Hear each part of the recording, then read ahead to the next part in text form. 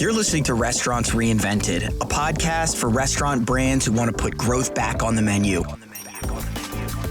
In each episode, Jen Kern, the CMO of Q, highlights innovators and change agents in the restaurant industry and uncovers how leading brands are modernizing their operations to drive efficiency and meet the evolving demands of guests.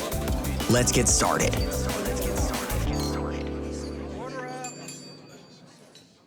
Hello, everyone, and welcome back to Restaurants Reinvented. This is Jen Kern, your hostess for the show, and today I'm joined with Lauren Fernandez. Hi, Lauren. Welcome to the show. Hey, thanks for having me on. Yeah, thanks so much for joining me. I'm so excited to chat with you because you have an awesome background working, obviously, at the well-known and massive Focus Brands as general counsel, and then a multi-unit franchisee for Chicken Salad Chick, which I got to taste when I was in Florida a year ago, which is amazing. I love that place. And then more recently, you were named to the NRN Power List. Now, the founder and CEO of Full Course, which is, and I wrote this down, a business accelerator which envisions a people-first industry. Tell me about that. Nailed it. Yeah. Full Course has been in the making for many, many years. My background before I landed at Focus Brands was in product development. Okay. So I was very steeped in brands and sort of developing brands and helping restaurants eventually figure out how to leverage their brands onto consumer packaged goods. And I always envisioned being part of the early stage of a restaurant's development and not only helping them get the branding right and really delivering on a promise and a mission. I think those are the best brands that we see out there, really have a clear purpose and mission, not just for their customers, but also for their employees. That it's something that can be acted on a regular basis in everything that they do. And so after we sold our Chicken Salad Chick units and we wrapped up Origin's business, that was our development firm that managed the Chicken Salad Chick business, I really had an opportunity to push all my chips in on this and stand up for what I believe in this industry. I think that if the pandemic has shown us anything, it's that we can do better by our people. We can build this back better if we're willing to take a hard look at some of the things that haven't been going right. And we have a massive attrition issue, a massive retention issue with people in this industry. And so that is a huge focus of what Full Course does. We educate the next generation of restaurant leadership. We are very thoughtful and committed to diversity and inclusion in who those leaders are, who those brands are that we invest in. But it starts at day one in the way that we talk about their personal purpose and mission and how that flows through to the brand. So yes, at its core, Full Course is an investment firm, but we're so much more than that because we take an active stake and truly engage in the community, starting with education and the inordinate amount of time as an investment firm that we spend getting these brands ready for investment, which is anywhere from 6 to 9 months. So it's a very different style of restaurant growth, development, and investment. And we're so proud to be bringing that to light. It was a huge honor to be open for business for literally 1 year and to be named onto the nation's restaurant news power list. Goosebumps. Because, just first of all, one, nation's restaurant news, right? Two, on this list, you take a look at the peers on that list was truly impressive and humbling. And three, just to be the recipient of that kind of press to highlight the issues that we've been talking about, putting out there, putting our dollars behind putting that kind of education into the industry was a huge lift up, just a huge hand up from that publication. And we couldn't be more grateful. Well, congrats to you on that. And even more so, thank you for what you're doing and congratulations for getting your business off the ground and what you're doing, which I saw, one of your things is you're building a culturally, financially, and morally rich industry. And so I just want to thank you for that. I want to thank you for bringing a new perspective to the industry. We need it. We're ready. We want it. Let's go. #. And I want to unpack more about your business. But before I get to that, I want to ask you a question that's been brewing in my mind a little bit. And it's a little bit of one of those, what do they call them? Questions like I'm leading the witness a bit, but we're talking about this people first mindset, right? And I also am aware of the book. I haven't read the whole thing in full disclosure, but I'm aware of the cliff notes for the book Winning on Purpose, which talks about putting the guests first. Always. Guest is always, it's like the golden rule type of thing. Mhm. And as you said, what we learned through this pandemic is our people, our employees, we need to take care of them better. We need to prioritize them better. So what do you say? Where do we start? Do we start with the people or do we start with the customers? Yeah, you start with your people, and here's Hmm. why: they're the ones that take care of your customers. Hmm. I do think that this industry is often brushed over as, oh, it's food, right? It's so much focused on food. Obviously, if you don't serve good food, you're not going to be in business anymore. The competition is still stiff in the industry. So check the box on that. But what this industry is really about is people, right? It's about a connection and experience and that kind of brand loyalty that really fuels year over year growth in restaurant brands. At the end of the day, it's the most successful brands that I've seen are invested in their people. Their people deliver their purpose and mission to how their customers feel in that experience, and the feeling that they take leaves with them as they exit the restaurant. And it generates a type of brand loyalty that actually contributes to additional revenue streams for the restaurant brand, including take home products, consumer packaged goods, off-premise sales of all varieties. So that key experience, that the entire thing is really about that customer experience, but it actually starts with how you treat your people, not only in treating them well, but in how you empower and enable them to live that purpose and mission. Hmm. Okay, so we're starting with the employees. We need to start with our people, our employees. Where did we go wrong?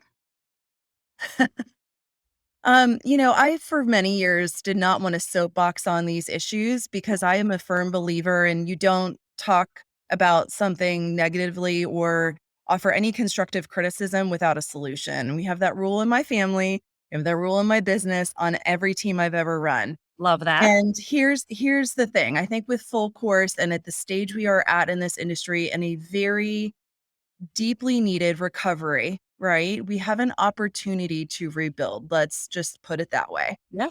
I think that we can easily point the finger at a long-standing tradition in a very male-dominated industry of that, high pressured environment. It's a very, can be very tense sometimes in kitchens and dining rooms. Tempers can run, and we started to glamorize and accept that that was just the way things were done. And I think starting at or around the time of Anthony Bourdain's Kitchen Confidential and thereafter, there became this awareness. I don't know if you follow Kitchen Confidential Reddit, like Hmm. it's just miles long of people sharing these kinds of stories of what I would call historically enabled abuse in restaurants of employees. And I think that's why you see a lot of pushback from employees and disrespect on no call, no shows, or people not even showing up for interviews anymore, because those days of being able to disrespect and mistreat employees in our industry are gone. They're gone. And I think people have been voting with their own presence in the industry as to whether or not they're willing to put up with that anymore. The pandemic forced a lot of people who have been lifetime employees in the industry or had a lot of experience in it, even going back to age 14 to 16, to look around while they were furloughed and say, what else can I do? Oh, well, this Amazon delivery job starts at $15. I can be up to 17 inside of 2 months, and look at all these benefits. There were reasonable alternatives that they were forced to examine. Suddenly, our industry was not competing against other restaurants. They were competing against other industries as a whole. Right. And I think that that not only added to the long time highlights that we'd sort of seen the calling out of this behavior in restaurants. And it didn't matter, by the way, if you were in fine dining or QSR, there was a lot of options for misbehavior in any type of restaurant. I think we've all lived that if you've been an operator. Mhm. And so what the pandemic did was just put a floodlight on this. I think we had major attrition issues that were creeping up on us even before the pandemic. 73% of restaurants reported being understaffed. before the pandemic in 2019. So Wow. if you think about that, what the pandemic really did was accelerate an issue that was sort of boiling and coming up to the surface the whole time. And Mhm. here we are now. And I think the conversation is like, okay, we're here. How did we get here? I think we're all kind of more or less Mhm. clear on it. Mhm. I personally want to call out two things as not really being the true issue and being a bit of a red herring in media. Okay. And I think you and I have spoken about this before, but I'm just going to Yeah. say it. Here I go in Yeah. my soapbox. One is Yeah. wages. This is Mhm. not a wage war. I think that the economy has adjusted and you have to end up paying what you need to pay in your local market to get talent. It is what it is. What is exacerbating that is a shortage of talent. No question. Right. I think the second issue that I see all the time in media that is, I think, overreported and misunderstood is benefits. This idea that specifically healthcare is not offered to restaurant employees. While those may have been problems in the past, I think those are true of many hourly wage industries, including people who drive for third party delivery services, to be Mhm. frank. Mhm. But I don't know that that's the entire story or picture of what's really going on in our industry with respect to our attrition of employees and our inability to retain them. Mhm. Instead, I think we have this sort of long-standing culture issue, Mhm. and consider that the vast majority of employees who come into this industry are young. They're 16 to 24, and that is in fact right now the most rapidly growing segment of new restaurant workers. Mm. You have an opportunity, no, you have an obligation as a restaurant leader to look at that segment and say, how can I positively influence their life? How can I make them a better leader, whether they stay in our industry or not? What can I do to mentor, mold, and shape them? And that is the step. I think that's the big step that we need to take now. That is where we need to go. We Mm. need to have some accountability and responsibility for the massive amount of folks that work in our industry at an hourly or salary basis where this is their first job. Imagine. Yeah. Imagine it being your first job and you walk in and the first day you get screamed at by a kitchen manager. Yeah. Not a good experience, right? Right. And Right. that's why a lot of people have restaurant war stories. I used to work in a kitchen when I was, 15, I hear stuff like that all the time. And Yeah. I say when people share those stories with me, I'm grateful Mm. because I think that that's always further justification for what we're doing to help push this agenda forward of educating and nurturing better leaders and mentors in our own industry so that that doesn't ever happen again. Yeah. Yeah. Well, thank you for the soapbox. I wanted to just say preach, preach, preach when you were on it. It's Great. it's it's great stuff. It's all good stuff. And I believe you're right on. I mean, as a guest myself, a very frequent guest and consumer, I can see it. It's transparent now. This stuff is not back in the like you mentioned Anthony Bourdain. I'm more familiar with Gordon Ramsay, but Yeah. his show got so popular because he was screaming at people, Yeah. expletives, and it's like that's funny and that became accepted, like but it's not back there anymore. Most of the restaurants, at least that I go to, are fast casual QSR, and everything's right there. Everything's transparent, so you can see how miserable the people are. You can see it. And read it. Yeah. Yes. Yeah, I've been that manager who's pulled people off the floor, and even if they're a front of house person, I've been like, "You're not in the right headspace today. Come unpack inventory, I'll take your spot." I've Right. tapped myself out where there are just days where you need to not answer that difficult customer question, and I have literally tapped myself out and handed the reins to an assistant manager and just gone and put my head in paperwork. Yeah. It happens. That is a level of ownership and self-awareness that I think we need to encourage leaders in our industry to have. And again, it's not always going to be a great day every day you go into work, but that's true of any job, Yeah. right? I think we need to coach and mentor to resilience, coach and mentor and educate on how to overcome those tough moments and really inspire our employees to align themselves with the purpose and the mission. I think that that's really huge. When you get your team aligned to why you are executing on that level of customer service and what it means to people, and you start to create that level of they're emotionally depositing behind that mission into the bank. They go and act out on it. They get the feedback and the payback immediately. They start to connect it, and it's a wonderful feedback loop. So you're definitely speaking my language, talking about the brand, the purpose, the mission, the vision. Embrace that stuff, train your employees on it. Help them figure out ways to embrace it, right? I also, I asked the question about how do we get here because I think it's important to understand the problem in order to build the solution. Agree. And as you said, like we're solution-based people. We want to be in this, we want to be pushing the industry forward right now and helping them pivot.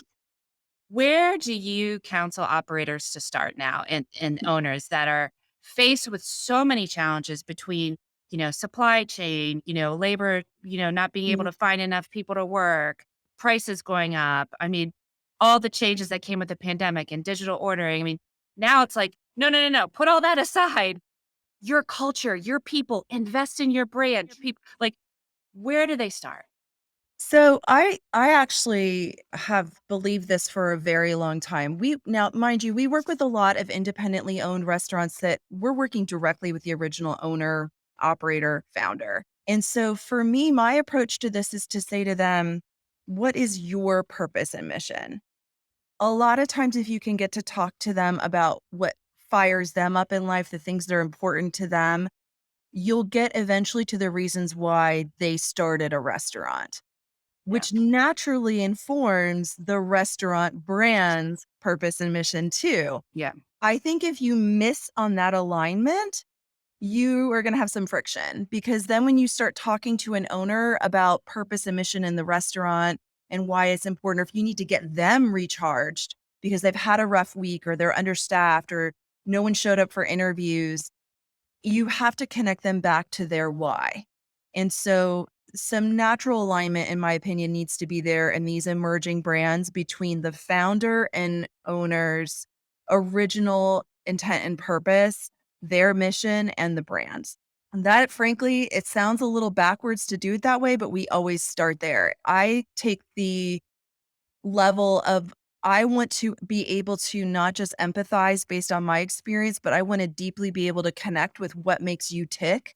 Because if I'm building a growth plan and investing millions of dollars behind your restaurant, I know the boxes I need to check to reach the goals for 5 years from now. We're pretty clear on that. But the make or break moments could be small side projects that support the overall mission financially or from a marketing perspective or have benefit to the brand, but they may not be things that other investment firms would ever think about, like a children's cookbook or educating families on how to cook a better meal. And when you can really understand those things that make an owner operator and the founder of a brand really tick, you can build better purpose and mission for the brand itself. So that's where we start. In fact, we do it with a 2.5 day workshop and retreat where we take our owner Mm, operators out of their daily environment. love We it. disconnect them from everything. There's not even TVs in this resort that we take them to. And we sit down and we workshop this for 2.5 days. Where really, we don't talk about the growth plan for the company. We brainstorm a little bit around it, but we don't come up with that plan in 2.5 days. We just talk about them. What do Mhm. you need out of this? What's your end game? Where do you want to go? Because again, that alignment is just so critical, so critical. But when you're talking about any brand, translating that into an employee value proposition where you're taking the mission and translating it into something that is of value to that employee that makes them want to come work there is really the game changer. So, finding ways to communicate the brand's purpose and mission in everything, how you recruit, what the first day feels like, what the check in's like at 30 days. If you can get them over 90 days, they are statistically more likely to stay. Getting them through that first 90-day hurdle is absolutely critical. So everything has to feel, we say love bombed, big hug, whatever you want, but there has to be a huge infusion of super concentrated culture, purpose, and mission in those first 90 days. If you can get them in, you can get them to stay that way. And that's become a really big battle right now. And I think the battleground is, can you get them in the door, and then can you get them to stay 90 days, you know? Right, right. I'm curious how many, so I love these retreats you're talking about and the, focusing on the why. Side note for listeners, like Simon Sinek, the purpose-driven model branding, get to your why, and it can't be to make money, by the way. Yeah. What truly is your why? I love that. I'm curious how many restaurants have that? Like, Mhm. are we talking 5%, 10%? Like, how many lead with the why? We know Chick-fil-A does.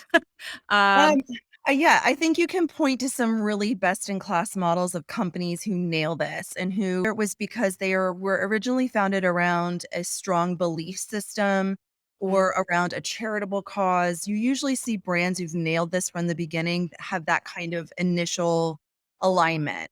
One of the reasons Full Course's design is a compass is because we genuinely believe in true north. If you are not in your position aligned to your personal true north, and your job isn't aligned with that too, you're going to feel friction every single day of your life.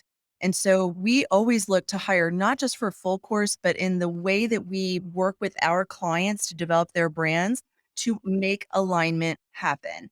It is very common that even without realizing it, owner operators have a purpose and mission. They have something they want to solve, make right, something they feel very strongly about. There's something there. And it really informed their logic and reasoning behind taking a massive entrepreneurial leap to invest in and start their own restaurant. People don't just do that willy-nilly. There has to be a reason. And so if you can kind of get in there and really understand it, it does help inform the brand's purpose and mission. And you would be proud of us because we actually do use the Sinek I'm like, model, good, including the workbook that goes with it, and good. reference a lot of his TED Talk videos, because I think No. that for folks who don't come from a more corporate environment where you've been either exposed to that before, or you're used to this type of brand strategy thinking, Mhm. we really try to just drill it down and make it very simple. Like, what's Yeah. making you tick? Let's start Mhm. there, because we're Yeah. building this around you. So let's Yeah. talk about that. Yeah. Um, No, I mean, it's a good point. I was exposed to that whole Simon Sinek model, when I was doing a massive rebrand about, it was probably 10 years ago, maybe 12 years ago. It was maybe a year or so after it had come out. I don't know how many views that TED Talk has, but for our listeners, so the purpose-driven model branding, you said, keep it simple. mhm, The center, the core of why you exist is your why. What mhm, is your why? Getting to your why you are in business, what makes you tick, like you're saying. Then you get to how, the next circle. There's three circles: why in the middle, how, and what. What's the last circle? You don't start with your what, the yeah. product, the food. That's not where you start. Mhm, And the whole purpose of how this got to be such a big thing is because you can juxtapose Apple and Dell. yeah. Dell came out and said, we're the computer people. Well, guess what? They started with their what's. Yeah. They can't make watches and all this other. I mean, Yeah. they hit their ceiling. Mhm, Apple said we exist to elevate experience between people and technology, and they can make whatever product they mhm. want. So I think it's important to have that discussion because like you're saying, it probably is relatively new for restaurants. It And is. yeah. It is. And what I'll also say is it's a nice filter. Hmm. So if you can get someone to lock in on their why, it becomes a nice filter for how we talk about everything we're going to do for the brand going forward. So we have to unpeel layers of this sometimes, because when someone first comes in the door and meets us, they're like, I want 100 units. There's always like a number or a big Yeah. goal, and good. That's great. I love people thinking about like big, hairy, audacious goals. Yeah. Like, Yeah. let's go. It gets me Yeah. really, hey, tell me more about that. And, we Yeah. have a whole series of questions we ask, kind of, in a normalized cadence of conversation, where we try to get behind their why. Why do you want 100 units? What about that number? Why'd you pick that number? What's Yeah. that really about to you? Oh, well, I think I can get a better valuation at that number, and I can exit with blank. Like, they give you a number and you're like, well, actually, we can do that in 5 years and you don't need 100 units. Here's how we do it. And they're like, what? And spend the next 20 minutes explaining them the economics of growing a restaurant brand and the ways to do it to optimize your valuation. I think that when you kind of peel back, a lot of people who have a why in the hospitality industry, it is a people why. It makes my job so much easier when we're trying to push, mentoring initiatives, recruiting, retention initiatives, flexible benefits for employees, because really you're not in this industry as an entrepreneur if you're not into people. You have to have some kind of version of what we call a servant's heart, right? Yeah. So it is not uncommon when we're talking to restaurant founders and we peel and peel and peel back the why, there's a people thing underneath there. It might be that they want to create generational wealth for their family because they're immigrants. It may be that they want to fund education for minority children.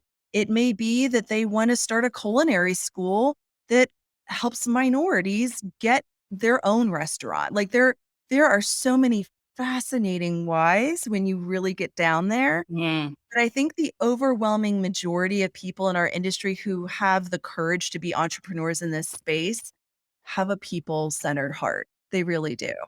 Yeah. Well, hopefully, right? That's the hope. That's the hope. But I think that's what you're saying. You're saying it's there. And, my original question about like what percent of restaurants have it, my just belief is that, like you said, everyone has it. They need help teasing it out Unlocking it. and then Mhm, exposing it, right? mhm. Expose that to your guests, expose your mission to your guests. We want to know what you're all about. We want to know what drives you and thrills you and excites you, right? And that's where I don't see a lot of restaurants doing a fantastic job, right? Is communicating their mission and their vision and taking it that next step further. Yeah, yeah. So that's one of the things that I'm hoping would come out of your session and Yeah, your yeah. retreat. So a couple things there. When you do clearly define the brand's purpose and mission, we start there. We don't do a brand story. We don't do any kind of brand book or brand design. We might Pillars and all that stuff. we Yeah. do all Okay. of that starts with purpose and mission. Okay. Um, I think you have to start there because again, that becomes the filter for all the decisions you're making down the road. And that's important because you're that's your true north, right? Like for the brand, it helps us filter. We work on anywhere between 8 and 12 brands at a time.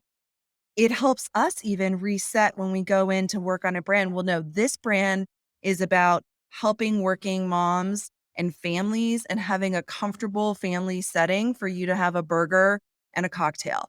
Reset. Because then we Mm. think about what we're doing completely differently because we know what the intent, purpose, and mission of it is. It seeps into everything. It's in the training materials, it's in the way that you recruit talent, the way that you retain talent, the what your benefits even look like. It's Mhm. in the training that you offer your employees that frankly will help and impact your business, but has nothing to do with restaurants, just solid leadership, ESL classes, offering English classes to your Spanish speaking employees and vice versa, Spanish language classes to your English speaking employees to facilitate unity in the restaurant. I think that one of the things that challenges us is when people have come from these traditions in the industry where it's acceptable to like lose your temper and yell at somebody. Mm. I personally don't believe that yelling is acceptable unless there's an imminent threat to someone's life or danger. Like Yeah. that's it. So, Yeah. and if you were in a corporate environment anywhere else, 90% of them yelling would not be appropriate. Yet we normalized it as a tradition in restaurant kitchens and in back of house where it's sometimes well hidden from customers. Hmm. That kind of toxic behavior leaks out into the greater environment of the restaurant, whether you realize it or not. Sure. So, part of this reset and thinking about purpose and mission is reconnecting owners to that to allow them to focus on more positive outlets, giving them leadership and development training to sort of try to roll back some of that experience. I can't undo it. I can't ignore it either. We have to embrace that it was this way, but we have to sort of accept that we're putting a line in the sand and we're going to move forward with positive, better solutions. And I think that's a big part of it too. Like, you connect an owner to purpose and mission, it makes it easier to draw that line and move forward.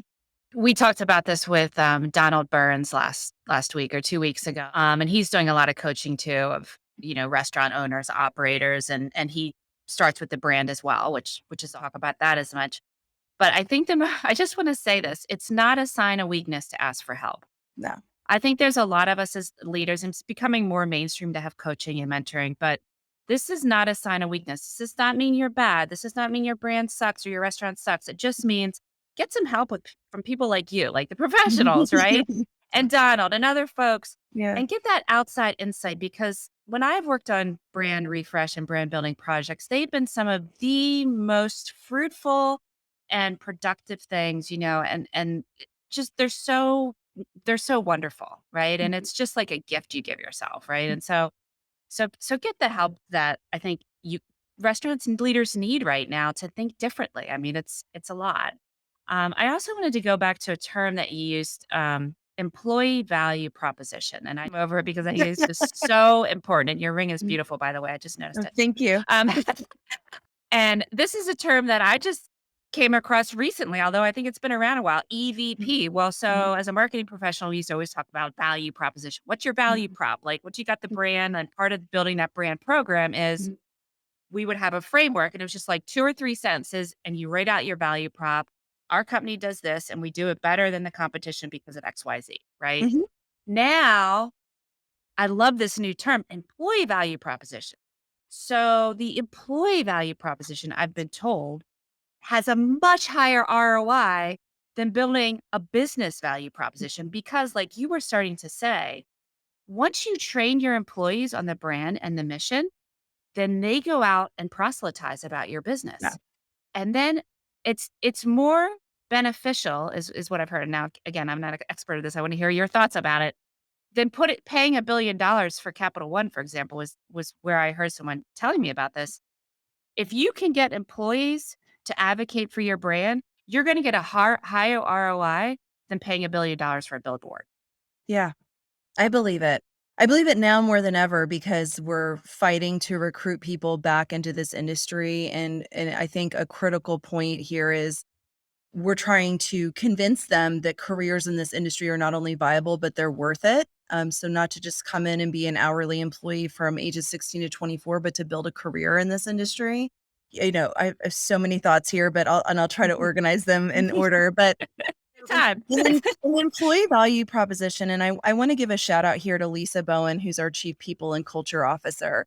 Lisa was a really key hire for us this year. I've worked with her for years. She has over 30 years of experience in the industry as an operator, as a talent recruiter, and she's worked with a number of different restaurant brands. And when she first started talking to me about this, I was like, what, a Yeah, what? yeah, right? An MVP? I don't know. That's not right. Employee of the month, really? Yeah. No, but when she broke it down for me, it's exactly what you said. It's what, as an employer, what is going to make you be the place that somebody chooses to work, but not only makes that initial decision to choose to work, but they want to stay. So that's a loyalty metric, right? They not only stay. I think the real magic of an EVP is that purpose and mission becomes in so it just sort of synonymous with who they are as an employee, that they start living and working it every day. And then it becomes so bought in that they become a recruiter, right? They're pulling their friends in to work for you. Then they become an advocate. They're out in the community saying, oh, you need a catering order? You should order from us, because spitting out purpose and mission, right? Like, it's just natural. It's not something that you have to force. And I think that that is your employees working for you in ways you never could have imagined. And that's something that we believe very strongly in, right? So Yeah. some of our company's best leads and all the marketing we've done, frankly, is referrals. They're people who listen to us. They understand Full Course's purpose and mission, and they're out there telling other people about it. And setting me up on calls left, right, and center. And I love that so much, because when you build a company whose primary purpose is to help others, and that is your purpose, there is no better feeling than everyone else getting behind you and going out there to tell people about it. Yeah. I think there's some real magic to that. There's some power in the humanity of saying, I'm here to serve you, and mean it. So if you can really put the company's mission behind what you're doing in the restaurant, listen, it can't just be words. It has to be actions too, which is why we say that EVP is not just something you do in the interview. It's through the first day. It's how that 30-day check-in feels. It's how that 60-day check-in feels. It's that welcome basket you get when you sign the job offer or you come home from your first day at work. It's the little things that matter, and the bigger picture things too. Like, have you built out a benefits program that actually speaks to ages 16 to 24 as well as 45 plus? Do you have flexible benefits and scheduling that works for your working parents? This is like one of the travesties of our industry right now, is we've got all these phenomenal skilled talents out there. They have kids. 1 in 3 people who are employed in hourly positions in restaurants right now are working parents. If you do not give them flexibility on their schedule, the ability to swap shifts, share shifts, and have flexible benefits, because they may not need healthcare, but they may need childcare. If you can't figure out a way to change that into a more stipend-based program, maybe where they're allowed to take that monthly stipend and apply it to education, to transportation, to childcare, or to alternative healthcare, right, that may not be covered by insurance, you're going to lose out, right? Because again, that EVP has to flow through everything you're doing for your employees, Mhm. up to and including allowing and empowering them to act out on the company's mission in a way that's appropriate for them, right? You can't completely dictate what that looks like, right? So encouraging charitable, right, volunteerism, maybe giving PTO for that if that aligns with your mission. Encouraging and empowering them to handle customer service matters without having to call over a manager every time, or go Mhm. taking it to the manager saying, I've handled this situation like this. Can you sign off on it? Brilliant, right? But like, a lot of folks don't do those types of things. And so the EVP kind of goes, "Wah, wah." Yeah. You really have to weave it through everything that you do to build that kind of trust with an employee. And think over time, they become your advocate. They become your Yeah. apostle, right? They really get Yeah. it. Yeah, it's not, I mean, obviously, it's not gonna happen right away. It's not gonna be No. instantaneous, and like you were describing, it needs to become ingrained in them and how they operate and talk about the experience they're having working at your company. Mhm. And so, gosh, this has been so fun. I'm like, I could talk to Lauren all day. Here, But I here. and yeah, and so, the brand, we so we're starting with the brand and the why. Mm, And you're now taking me, I've been thinking that, I wanna ask her, "What's next?" Right? Well, you've been going down that path a bit, you just talked about, like, check-ins with employees, doing a 30, a 60, a 90-day, all that kinda stuff. You've touched on benefits, early on you said, "This is not a wage war, this is not about, wages and benefits," right? So, but what's next? So you've established that why, you've teased out the mission and vision, you're training your employees. Where do we go next? let's talk about training for a minute, because I Okay. think a Yeah. lot of companies miss the mark on this. And I do want to make a Yeah. point, because I think this is where we have an obligation, as I said earlier, to do better as an industry. You've got a lot of very young employees in there who are easily molded and shaped by the examples that you set for them in your restaurant. My belief is that, number one, your training has to be aligned with this sort of brand tone and purpose and mission. If your brand tone is like slightly irreverent and kitschy and fun and cool, like, you just can't have these super boring videos that are like, first roll out the dough, then fold the dough. Like, you just can't do that kind of stuff and expect to engage a generation that's literally locked onto their phones like this. I don't know if you have kids, but our 11-year-old Oh, old is yeah. Yeah. glued in, and Yeah. I have to text her to get her to look up and answer me sometimes. Think about that for a minute. Yeah. Your training has got to be engaging and interactive and easy to understand and align with the brand in this way that makes sense, because that way they will retain it. And take the minute to explain why. Like, don't just say standard, standard, standard. Like, what would it take in a video to just do a little blurb that says, here's why we do this. If you don't fold over and laminate your dough 3 times, your biscuits will look like this instead of like this. And people are like, ding, I just learned something, right? Yeah. Yeah. So you're creating this nice synergy behind, okay, like I've got your attention because it's a video and it feels fun, right? And now you're going to do a quick, example on your own. You're going to check off with this with the trainer, and now you have your recipe card next to you, which has a couple funnies in it, right? Yes, it has the recipe and the how-to in 2 languages, but it also has a couple funny moments that, if you're paying attention, would make you giggle at your job. Which, why aren't we having fun at this? Yeah. Right? I'm just Yeah. using this as a good example. Like, Yeah. even Yeah. the most solemn and sincere of brands that we work with, we try to infuse a little fun in our training, and I think Yeah. that's really critical. Yeah. The other piece of training that's missing is the bigger picture training. Leadership, mentoring, and other coaching classes that are about life generally.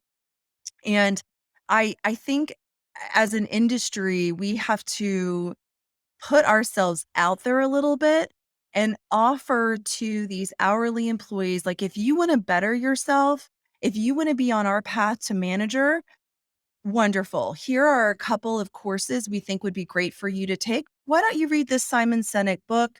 Why don't you do this workshop? We'll pay for it. And you're generating that kind of reciprocal goodwill where you're appreciating their willingness to learn, their willingness to better themselves.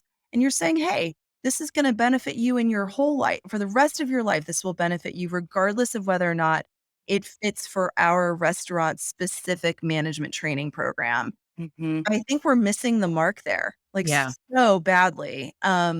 So much so that one of our key tenets is, before we even invest in our owner operators, they enter into a leadership training course, because we look at this like, you are an owner operator right now. We are going to help you level up in your career to brand leader. You are now C-suite. Let's go. Let's figure out how to energize you, round out your skill set so you're a better people leader outside of the kitchen. And we're missing that, not just in that space, because I see it and we work on that, but we're missing it in this early stage too. And not to focus too much on 18 to 24, but I do see that as a huge opportunity. And I think that those opportunities should be available to the entire workforce. But when you put that in perspective, the enormity of the workforce, I think it's almost like 2/3 of the workforce is under the age of 34. How impactful would it be if we could give them some decent leadership and coaching and mentorship that would impact their lives, not just their career? Wow. Well, yeah, and I'm thinking about a lot of things too. I mean, one, I do have kids. They're 23, 25, and my stepson's 30. Mm. My youngest two both kind of grew up working for Rita's Italian Ice in the restaurant industry. And so my first son started when he was about 16. Actually, he might have been younger than 15. And then he recruited my younger son when he was old enough to start, right?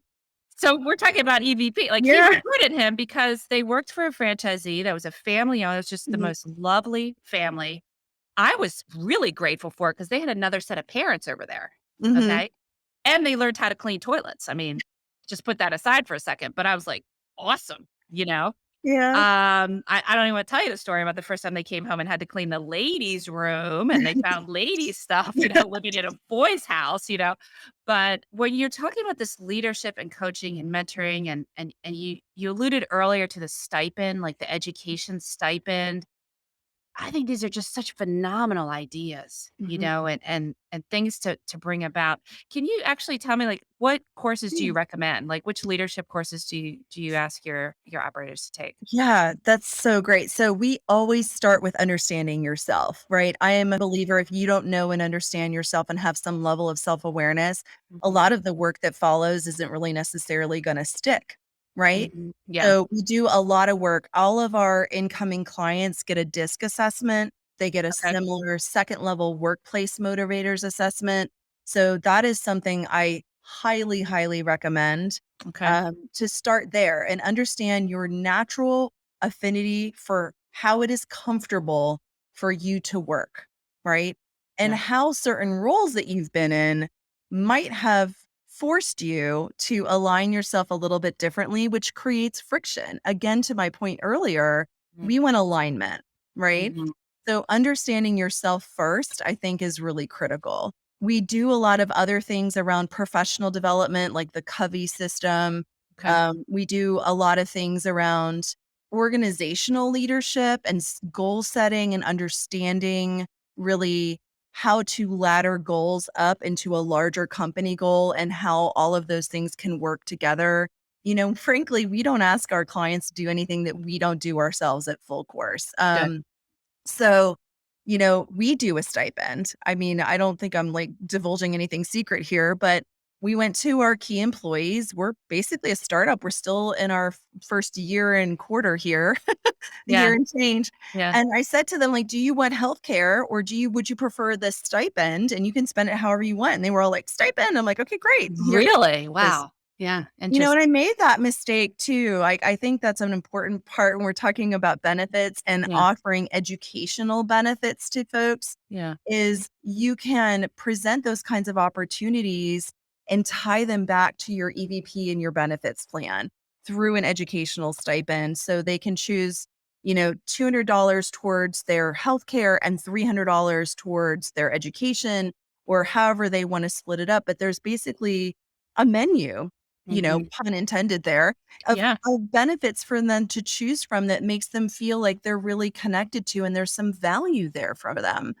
For some folks, it might be learning a second language, Yeah. which could help them in the kitchen, Mm-hmm. but it could also just help them in life. And Yeah. as someone who's been bilingual, like my entire life, been a constant student of Spanish. Like, even though I was introduced to it at a very young age, and we're raising our son to be bilingual, I take that very seriously. And so for me, I think that the flexibility of that education pipeline is critical. I can tell you all day long what we put our leaders through in terms of training, but I think that it's really a bigger picture because you have to think about meeting everyone where they're at. Yeah. Is an 18-year-old going to want to take a Covey course? I don't know. I would Yeah. hope so, Yeah. but maybe they would want to take a public speaking course instead, or a language course because they want to study overseas at some point. So I think you have to be flexible enough, even as you're pushing that mentorship and education agenda, to meet employees where they're at. Yeah. Or a business course, right? I mentioned to you earlier how our number one performing podcast was recorded. I've been doing this for 2 years. Mhm. It was recorded a month ago, Mhm. and it was a founder of a local place here in DC. It's called South Block Juice. It's amazing. It's been one of my favorites since I've lived here. Mhm. And he started his restaurant. Mostly, he tells a story like I was thinking about when you were talking earlier because he worked in a restaurant when he was 16 or 17 and he was treated like crap. Yeah. And that motivated him to go out and do his own thing. Mhm. He has done this so well around his name's Amir Mustafi. He's done this so well with taking care of his employees and his people first business. Mhm. He puts all of the people he hires through what's called South Block Academy. They Mhm. learn business. They learn Mhm. business skills. They learn how to be entrepreneurs. They learn dollars and cents. They learn about finance. I mean, that to me is, and it's free. It's part of Yeah. working there, you know? Yeah. We started full course in the middle of the pandemic, and for 6 months before we even publicly announced that we existed, we did nothing but education. And Yeah. we have a massive education platform where we sell those courses. We do free monthly seminars through Oh, our wow. Rising Tide series. You can sign up at fullcourse.com/seminars right there on our webpage. We're huge on education. And Awesome. I think that, again, not just to differentiate us as an investor, rather, we feel an obligation to pay it forward in our industry. And we cannot be asking our own clients to make these kinds of changes unless we're really advocating for it across the entire industry. There's no secret playbook here. If you don't know how to read a P&L for a restaurant, hit us up. We'll teach you to do it. You can do it as a workshop with us. You can interactively with one of our consultants, or you can take a class. We think that this is a bigger approach to bettering the industry. And if you think about it this way, 70% of restaurants are a single unit location. By definition, they're probably a family-run business then. And that is regardless of whether they're franchised or independently owned. And I think there's a misconception that there's a ridiculous amount of franchises out there when in fact, independent restaurants outnumber franchised 2-1. Wow. So if you're thinking about this as how do you get that information to an owner operator? How do you get that information from them to their employees? We are missing that opportunity as an industry to push education out in a way that's accessible, affordable, interesting, and relevant. I am also so tired of seeing all kinds of how-to videos out there that aren't telling you how to actually do it. Like in a restaurant, it's clear that the person's never actually changed a water filter because you missed a few steps, including cutting off the water first. So I'm just making the point that I think those of us who know have an obligation to put forward in the industry better solutions. And that is a huge part of what we do at Full Course too. Oh, I love it. Paying it forward, giving back. I love it. I know that we have a stop and that you have a something else to do today. I don't know what it is, but okay. I wanted to give you a chance to talk a little bit more about your business. Anything else that you want to really communicate to the industry overall, or just to an operator looking to grasp some of these concepts that we've been talking about today? You've given great resources on where to go and stats and reasons to do it. Is there anything else that you want to, provide here? Yeah, I think if you're at all interested at restaurant growth, and you are independently owned, you should give us a call because at a minimum, I assure you, you're going to leave the call more informed about what your options are. I think a lot of times people focus on franchising, and I obviously am a huge proponent of franchising. I've been a franchisor, I've been a franchise attorney, I've been a franchisee. I just think that there are many, many different ways to think about growing your business, and that is one of several channels. And, there's nothing to lose by giving us a call. We built this company to solve a problem for independent restaurant owners who didn't necessarily understand how this game is played and were getting left out of the financial reward that comes from growing your restaurant to a certain size. And this Full Course solution is a complete and total partnership with original owners or owner operators to help them reach those levels where they can find that kind of financial success. We do it in a way that respects their ownership, leaves them in majority control, and builds a brand that's really stable with multiple revenue channels that on exit has not only an exceptional valuation, but runway. And it's a different approach and it's unique and it's novel, and we're proud to do what we do. So if you have questions about that, you give us a call. The beauty of this is if you go to our website at fullcourse.com and click book a call, you get on our calendars immediately. And we take this very seriously. Even when we're backed up, one of us will speak to you. And, just take the step to find out. It's a phone call. Awesome. Well, gosh, you are just really definitely reinventing restaurants. I want to thank you again for that.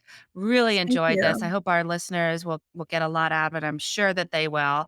Keep being awesome. You go, girl. I love it. I'm right here to support you as well. So if there's anything I can do for you or us here at Q, please do let me know. But I will be cheering you on like none other. So thank you again. Thank you. All my I best to appreciate you, it. Lauren.